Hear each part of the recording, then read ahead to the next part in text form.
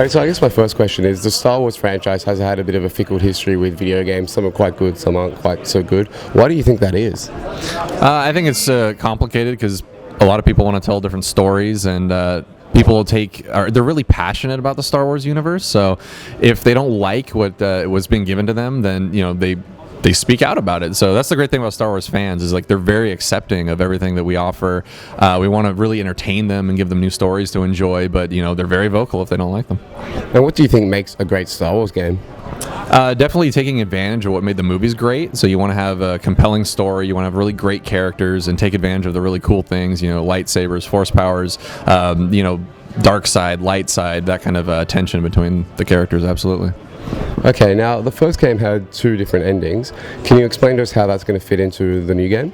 Yeah, so the 2 different endings work this way. There was a canon ending in which Starkiller sacrifices himself in order to preserve the fledgling rebellion, and the second ending was a dark side ending where he actually destroys Vader and becomes the Emperor's new apprentice.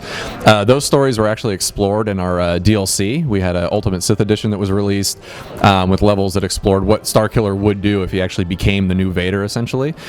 Force Unleashed 2 picks up where the light side ending, the canon ending, ends with Starkiller's sacrifice, and where we pick up after that.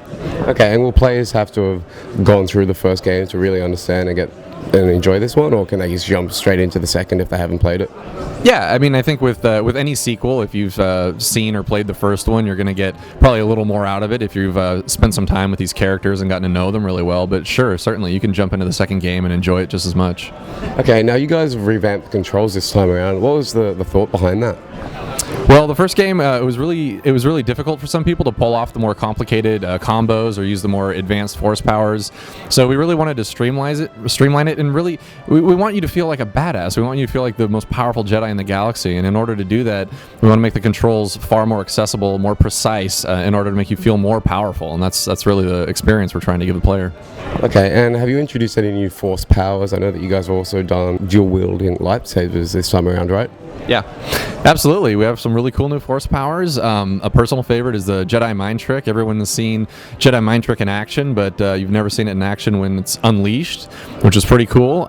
We have a Force Fury mode, which basically activates Starkiller's powers and maxes them out, like literally turns the dial up to like 11, 12. All his existing unleashed force powers become even more amped up and increased.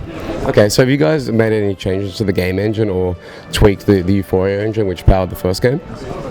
We didn't really make tweaks necessarily, but we've iterated on what we were using in the first place. So it's the same engine we've been using. The technologies of DMM, Euphoria, Havoc, all returning, of course, so we can really pay off on that sense of chaos and destruction.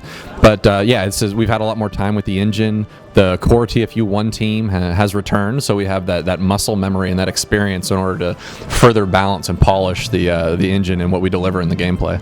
Could we expect any multiplayer this time around on the PlayStation and 360 versions? The PlayStation 3 and 360 versions do not have a multiplayer component. However, the Wii version does. Has a competitive multiplayer component, a 4-player a brawl scenario. Yeah.